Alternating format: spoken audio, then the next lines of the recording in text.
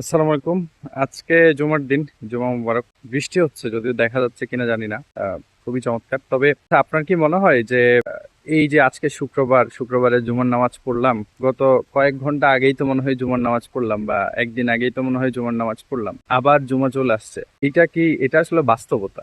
এটা রাসূলুল্লাহ ইসলাম এই জন্যই বলে গিয়েছেন যে এই জামানায় সময়টা আসলে এমন হবে, একদিন এক মাসের মতো, এক মাস একদিনের মতো, একদিন কয়েক ঘন্টার মতো মনে হবে। এটা আসলে কেন হয়? আমাদের সময়ের বারাকা তো কমে গেছে। কেন আসলে? কারণ আমরা এখন মেমোরি ক্রিয়েট করতে পারি না, আমরা এখন এক্সপিরিয়েন্স ক্রিয়েট করতে পারি না, এবং আমরা এত ডিস্ট্রাকশনের মধ্যে আছি যে আমরা সারাদিন অনেক কাজ করার পরে যখন রাতে ঘুমাইতে যাই তখন খুঁজে পাই না কি কাজ করেছি, কি কাজ করা হইলো। সো কারণ আহ, আমাদের মধ্যে প্রচুর ডিস্ট্রাকশন।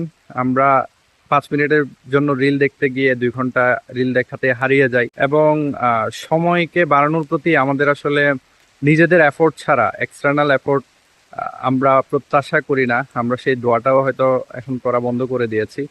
তো ওভারঅল আপনার কি মনে হয়?